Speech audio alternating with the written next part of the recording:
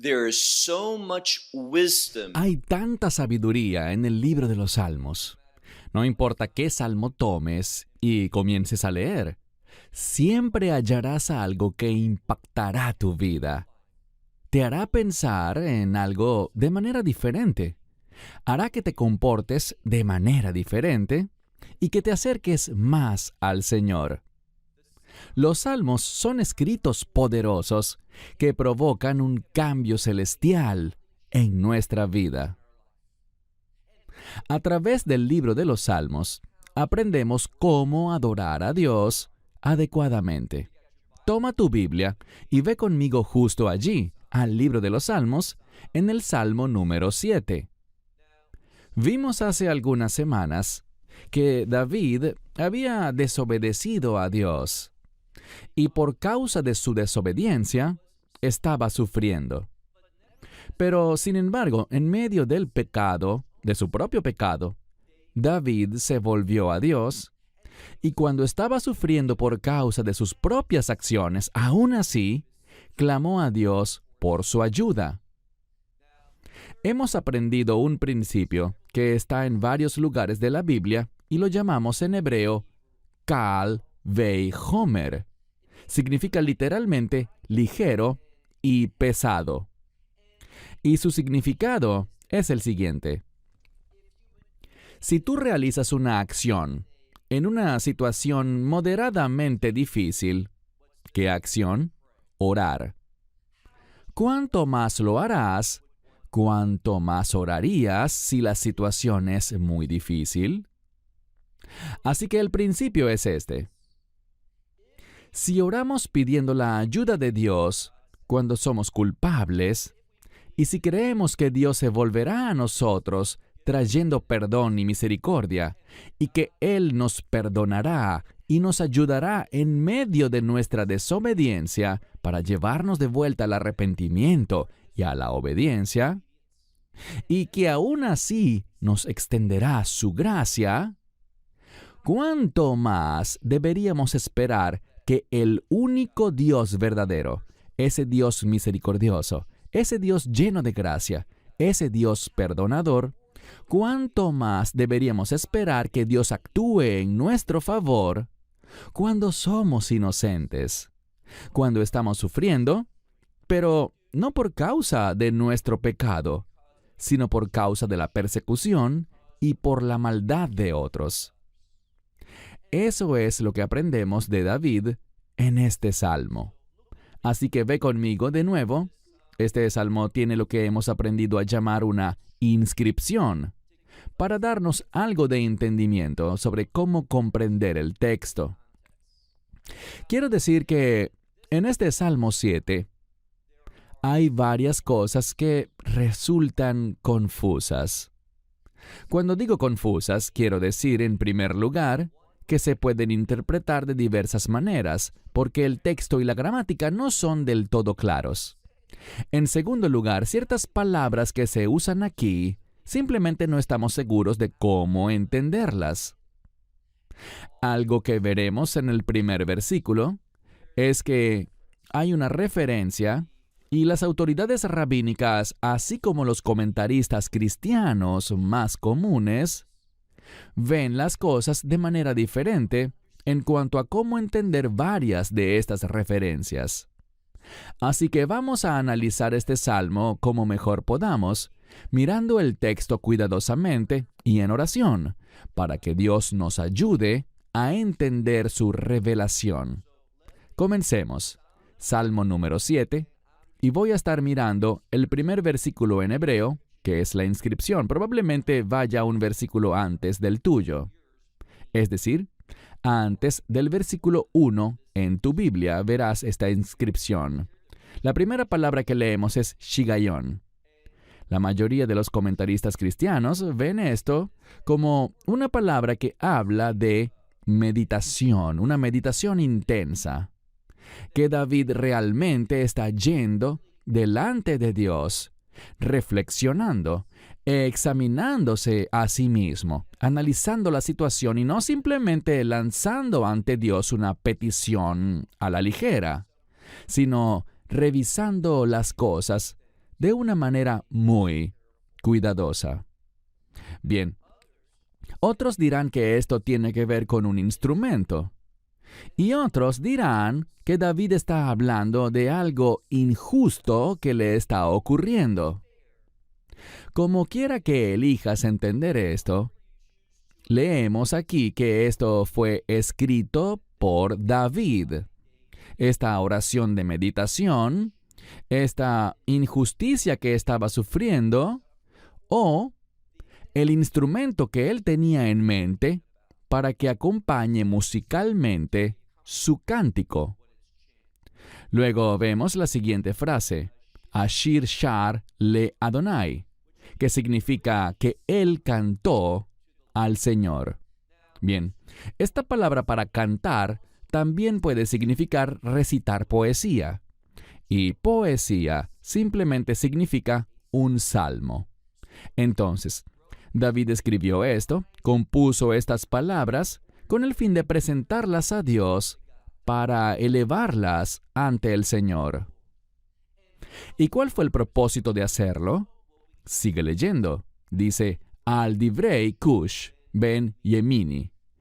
Casi sin excepción, los comentaristas rabínicos entienden que esto es cuando el rey Saúl comenzó a perseguir a David sin razón alguna, simplemente porque Saúl sabía que había desobedecido a Dios, que Dios le había dado la espalda para levantar a David. Por esa razón, Saúl quería destruir a David. No se trataba tanto de David. David, en realidad, como todos sabemos, fue una bendición para Saúl. Él ayudó a Saúl. Él estaba con él para ser una influencia positiva. Pero Saúl rechazó eso y no se humilló a sí mismo, ni quiso entregar su reinado al hombre que Dios eligió. Y Dios eligió a David debido a la rebeldía de Saúl, porque Saúl no confió en el Señor. Él no respondió con obediencia a la revelación de Dios. Otros dicen que esto habla de otra situación en la Escritura relacionada con otro adversario de David, mientras que otros simplemente consideran que este salmo trata de algo de lo cual no tenemos conocimiento bíblico directo, pero habla de uno que estaba en contra de David y que se le oponía sin una causa justificable. Simplemente lo estaba persiguiendo y no solo se trataba de este sujeto, este llamado Cus, hijo de Benjamín, sino que también hizo que otros se unieran a él para perseguir a David. Ahora verso 2 en hebreo, que es el 1 en español. David comienza afirmando su fe y dice, el Señor, mi Dios. Y usa esta palabra única de 4 letras para Dios, Yud-Hei Vav-Hei, que normalmente traducimos como el Señor. David está afirmando a este Dios, un Dios trascendente, un Dios sin ningún tipo de limitaciones, que Él es, y luego dice Elohai, mi Dios. Continúa y escribe, en ti he tomado refugio. Es decir, David no está buscando ayuda en otras fuentes, medios o individuos. David se ha dado cuenta de que solo Dios es la verdadera solución a su problema. No importa quién sea el enemigo, puede haber una variedad de enemigos. Estos enemigos pueden ensamblarse en unidad contra los hijos de Dios o las hijas de Dios, contra los creyentes. Pero Dios es más grande. Así que David dice, en ti, y eso es lo enfático, en ti he hallado refugio.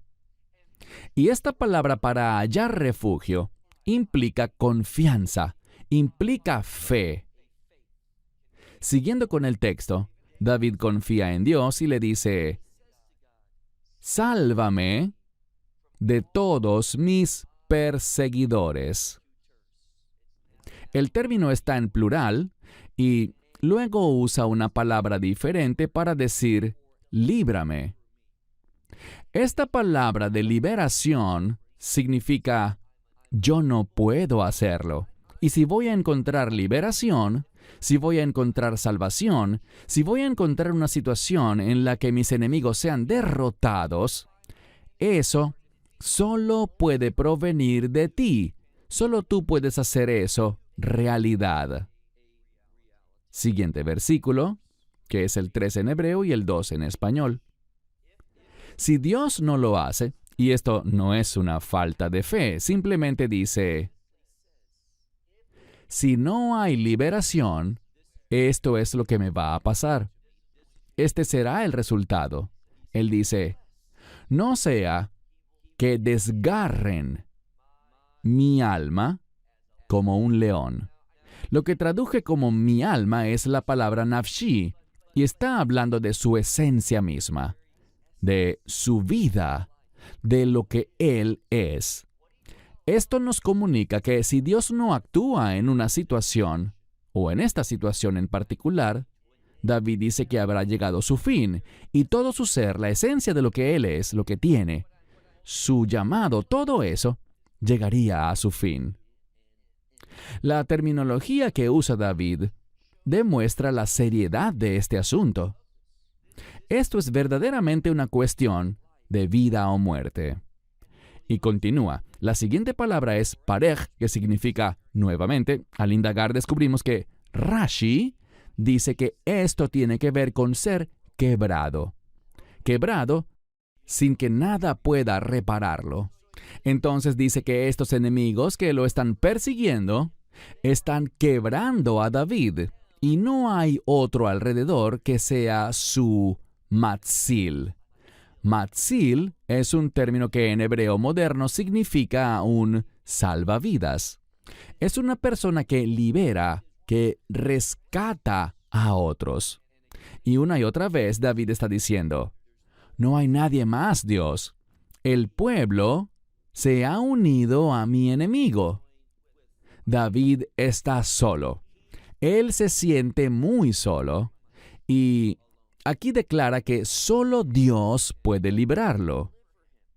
Verso 4, que es el verso 3 en español.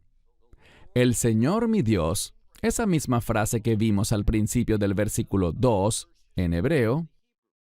Oh Señor mi Dios. Y David está diciendo algo ahora. Está confesando. Nos está dando más indicaciones sobre la situación en la que está. Afirmando, como diríamos en hebreo, Haf mi patient, lo que significa que él es inocente. Él no ha hecho las cosas de las que aparentemente se le está acusando. Él no ha sido desleal, y si esto es en efecto en relación con Saúl, sabemos que David no era enemigo de Saúl.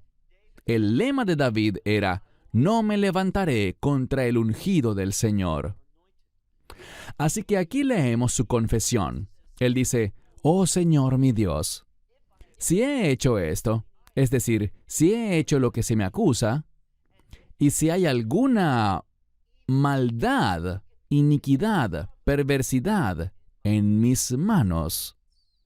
David dice, si he hecho cualquiera de estas cosas de las que están acusándome, y luego dice, si yo he... Y aquí tenemos una palabra para recompensa. Es una palabra de venganza. Si esto se trata de su historia con Saúl, Saúl no estaba a favor de David. Sabemos que Saúl le tiró una lanza para intentar matarlo. Hizo que soldados lo persiguieran. Y con todo, David está diciendo, no estoy devolviendo el mal. No he hecho nada contra aquel. Y dice aquí, no estoy devolviendo con mal a aquel que antes estaba en paz conmigo. Él dice, yo no he hecho nada y ciertamente no he venido para hacerle daño a alguien que estaba en paz conmigo. Y no he saqueado, no le he quitado nada a mi enemigo sin justificación. Lo que he hecho siempre ha sido por una razón. David está diciendo una y otra vez, de lo que me acusan, soy inocente. No he hecho lo que ellos dicen, y en otras palabras, no he devuelto mal a una persona que me ha hecho bien. Yo no he hecho esto. No soy alguien que se ha comportado de la forma en que me acusan. Por tanto, dice, continuando en el versículo 6, que es el 5 en español,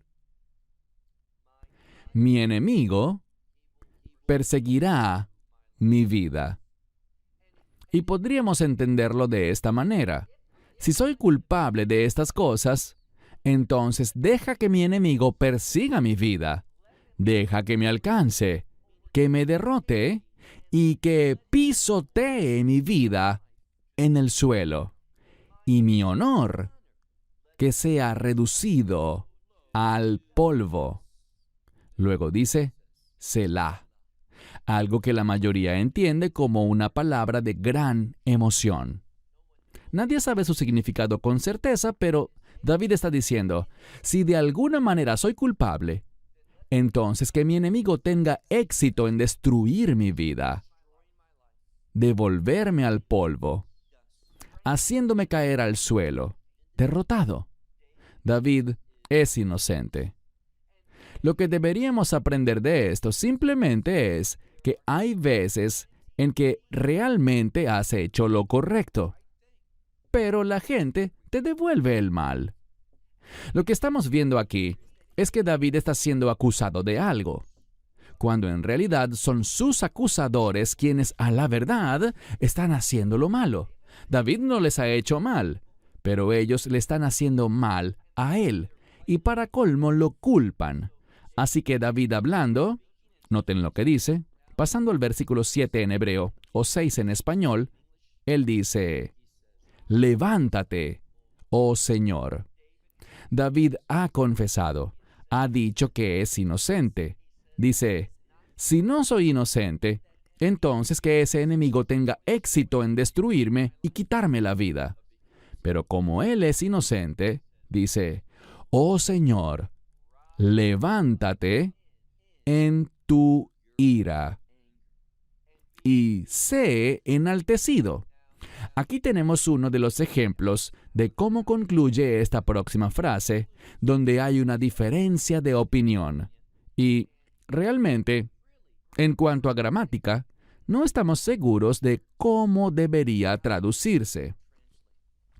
En las traducciones judías, y cuando miramos los comentaristas de los rabinos sobre este pasaje, lo traducen así.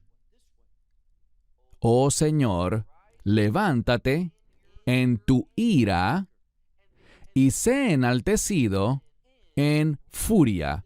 Y esta sería la furia de Dios. Y esto que dice, de manera implícita, va en contra de su enemigo. Creo que los rabinos tienen razón aquí, porque si analizamos el paralelismo, vemos que aparece la palabra bei apeja. Apeja significa en tu ira.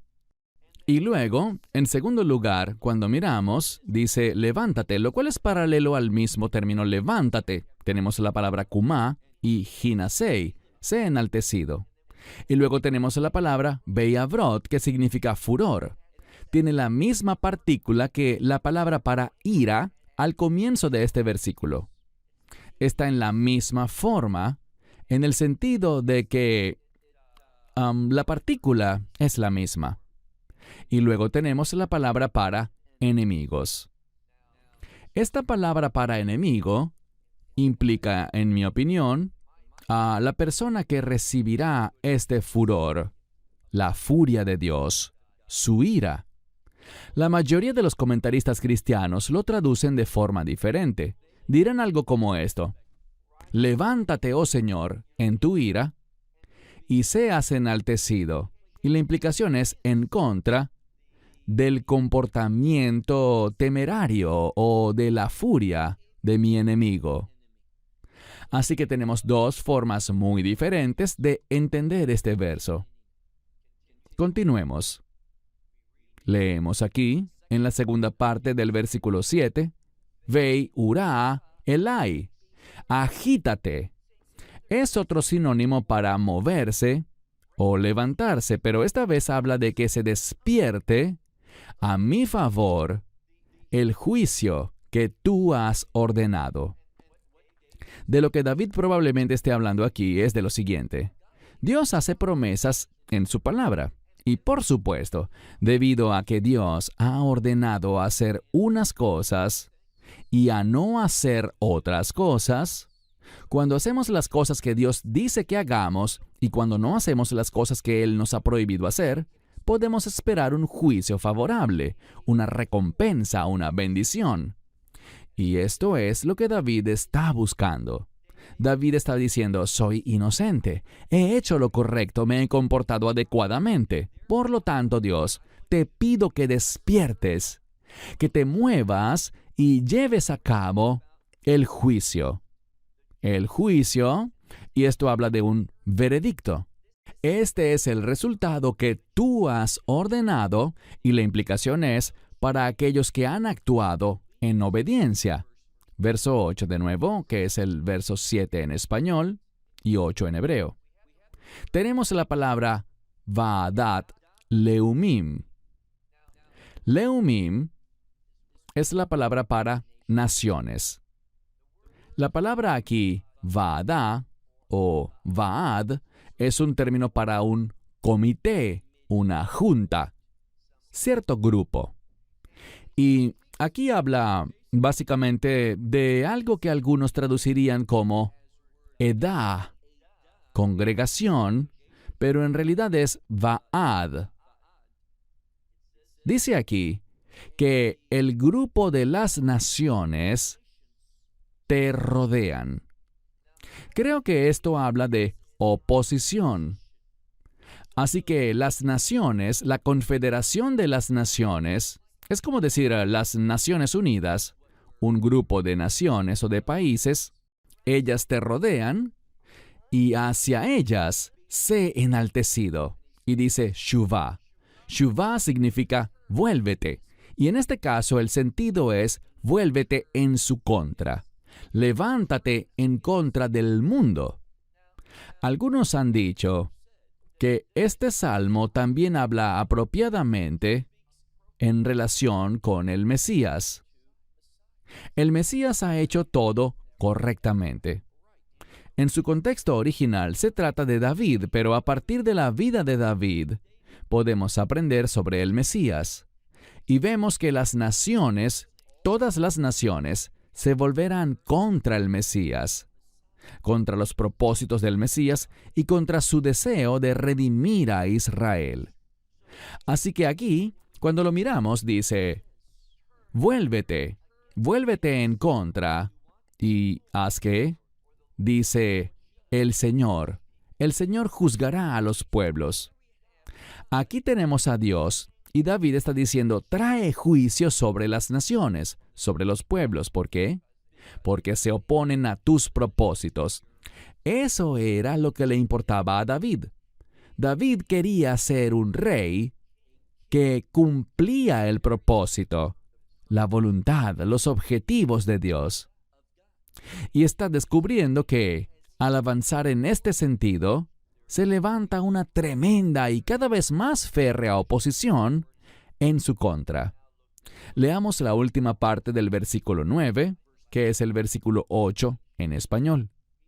Él dice, júzgame, oh Señor, conforme a mi justicia. Y conforme a... Esta sería la palabra para inocencia. Conforme a mi inocencia, puesta sobre mí. Así que David está buscando este juicio que será su vindicación. Y este es un principio importante que debemos recordar. A veces oímos el término juicio y siempre pensamos en condenación. Eso es solo un aspecto del juicio. Todos hemos oído la expresión, la otra cara de la moneda. Así que cuando hablamos de juicio, conlleva un elemento de condenación destinado para los que se oponen a Dios. Pero también existe esa otra cara de la moneda, que es la vindicación para aquellos que están con Dios, para los que son obedientes y están en una relación de pacto, deseando las cosas y sirviendo para las cosas y propósitos que Dios quiere que hagan. Leamos de nuevo. Conforme a mi justicia y conforme a mi inocencia, que sea sobre mí. Verso 10 en hebreo, 9 en español. Yigmar na dera rashim. Que llegue a su fin, por favor, la maldad de los impíos, y que el justo sea establecido. Eso es lo que Dios hará en los últimos días. Él se moverá, y como dice aquí, leamos cuidadosamente esta palabra, la palabra yigmar, que significa poner fin. Aquellos que están en su contra llegarán a su fin. ¿Y cuál es su fin? No es simplemente desaparecer y ya. Su fin es la condenación eterna, el castigo eterno. No entiendas esta palabra fin como se acabó y no hay nada más, sino más bien como el final de justicia que les espera.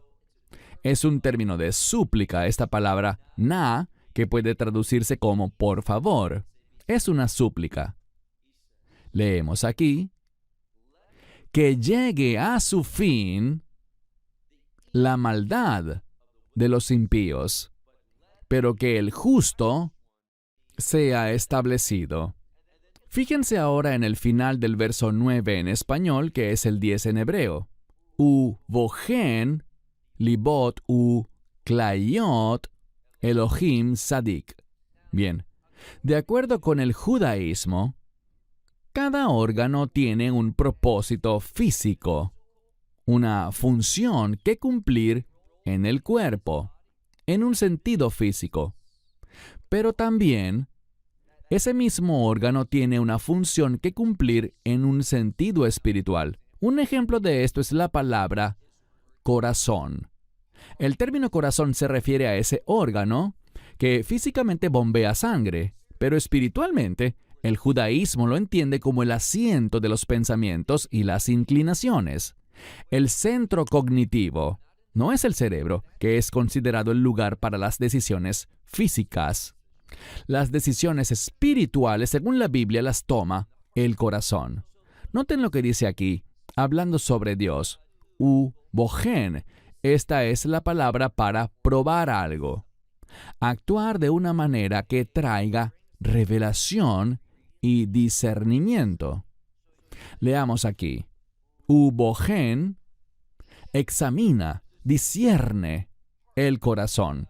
Este es Dios quien discierne el corazón, y los klayot, que significa riñones, los cuales también desde una perspectiva rabínica, y creo que esto es cierto y apoyado bíblicamente, los riñones tienen un aspecto espiritual. Y luego la pregunta es si Elohim Sadik está hablando del Dios justo o si está diciendo examina los corazones y los riñones, oh Dios del justo. Y verás que ese justo está en sintonía con la voluntad y el propósito de Dios. Pero la mayoría de las Biblias cristianas lo traducen como el Dios justo. Pasemos al verso 11 o verso 10 en español. Hablando sobre ese Dios, se usa una palabra. La palabra es magen, que significa escudo. Y aparece en la forma posesiva, en primera persona. Magni. Así que, mi escudo. En cuanto a Dios, Dios es mi escudo. Y no solo es escudo, sino que también es Salvador. Pero noten lo que dice, Salvador de los rectos de corazón. Cuando David está pasando por esto, David está extremadamente cerca del Señor. Algunos comentaristas dicen que este es uno de los puntos más altos espiritualmente de David. está cerca de Dios, está obedeciendo a Dios, está comprometido con los propósitos de Dios, es sabio espiritualmente.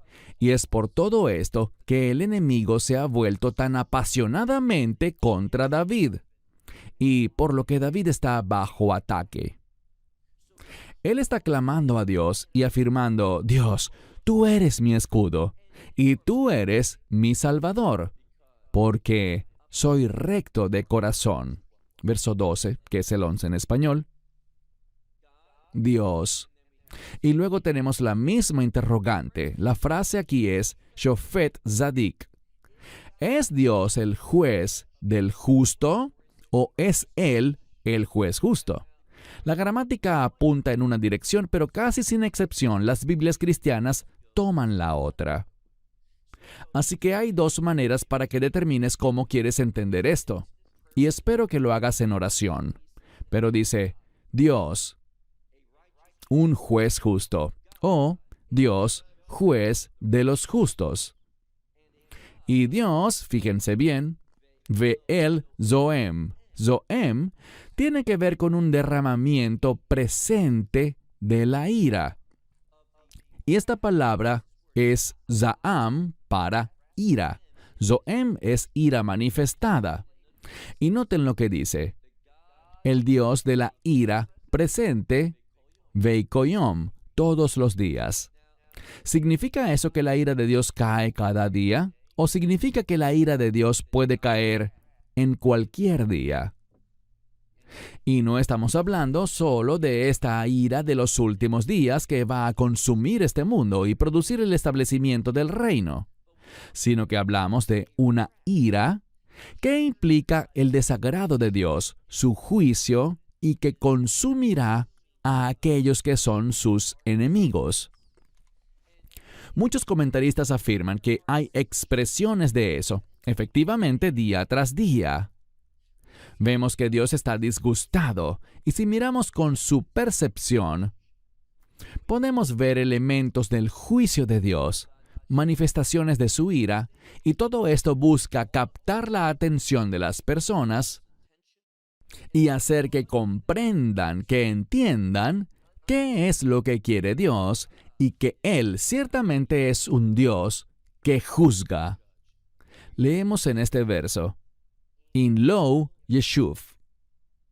Hay un par de formas diferentes de traducir esto, pero creo que la mejor es la siguiente.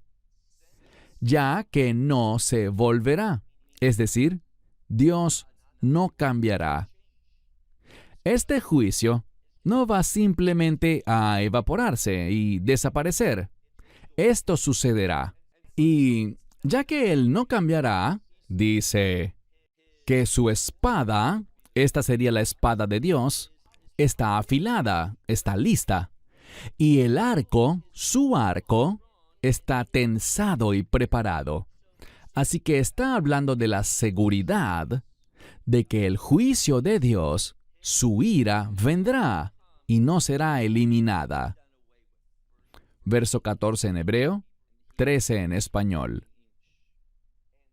Y para él, este es el enemigo de David, y para él ha preparado vasos de muerte y flechas de fuego que actuarán, que funcionarán.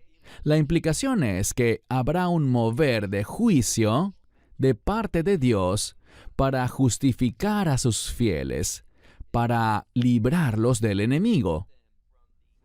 Pasemos ahora al versículo 15 en hebreo, 14 en español. Hinei Yejabel Aven. Porque he aquí, y lo que vemos es que Él va a obrar. Este es Dios que obrará en su contra y traerá destrucción sobre Aven, que significa iniquidad. Y luego dice, el trabajo que se concibe y da a luz falsedad. Lo que Dios está diciendo es esto. Él actuará en juicio. Esta es la misma expresión en el Nuevo Testamento hebreo, en el libro de Apocalipsis, para Dios preparándose para herir, juzgar y traer su ira sobre la tierra. Y nos dice la razón de esto. Porque ha habido la concepción de malas obras. Y lo que ha nacido es falsedad. Está en oposición a la verdad. Tiene el propósito de engañar. Y este es el mismo tipo de comportamiento bajo el cual el anticristo operará. Y es el mismo tipo de comportamiento en que estaban actuando aquellos que estaban en contra de David. Verso 16 en hebreo, 15 en español. Una fosa ha sido cavada y ha sido cavada muy profundamente. Y estos son los injustos, los enemigos de los siervos de Dios. Dice, el enemigo caerá en la fosa que él mismo hizo. Lo maravilloso de esto es que la misma actividad, la obra que se ha concebido, la falsedad que ha dado a luz, toda esta maldad se volverá en contra de aquellos que la han concebido y la han ejecutado. Dios traerá un cambio glorioso en el momento de su juicio. Verso 17 en hebreo, 16 en español. Dice aquí que su trabajo, refiriéndose al malvado, recaerá sobre su cabeza, y sobre la coronilla de su cabeza su violencia descenderá. Y esta es la palabra jamás. Si oyes hoy en día la palabra jamás, pensarás en un grupo terrorista. Y es verdad, pero la palabra jamás en hebreo significa conducta violenta. Pero aquí está la clave. Esto se ha dicho muchas veces, pero quiero enfatizarlo. Me refiero a lo siguiente. Existen dos palabras en hebreo para violencia. Una es jamás y la otra es alimut. Alimut es más común. Se trata de violencia con alguna finalidad o propósito. Por ejemplo, si alguien quiere robar algo y la víctima no quiere entregarle el objeto, el ladrón empieza a golpear a esa persona, o le dispara, o la apuñala, lo que sea. Pero el fin es conseguir ese objeto que desea robar. Si la persona se lo hubiera dado voluntariamente, no habría habido violencia. Ese tipo de violencia es alimut. Pero la palabra jamás es violencia por el simple hecho de causar sufrimiento. El propósito de este tipo de violencia es simplemente ver a la otra persona sufrir, que sienta dolor. Es una expresión satánica de la violencia. Y dice aquí que este tipo de violencia caerá sobre la cabeza del violento. Verso 18 en hebreo, 17 en español. Leemos. David está confiado en que Dios mantendrá su pacto, que Dios lo liberará, que Dios tiene un propósito futuro para la vida de David y que su vida no será cortada en ese momento.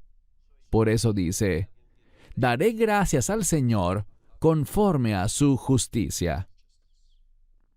Esa es una de las razones más grandes para agradecer, alabar, adorar y servir a Dios, porque Él es justo.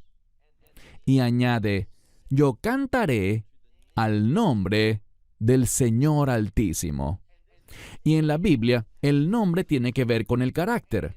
Cuando entendemos que este es un texto poético, considerando las características de la poesía hebrea, vemos que su carácter se relaciona con su justicia. Así que dice, daré gracias al Señor conforme a su justicia y cantaré al nombre del Señor Altísimo.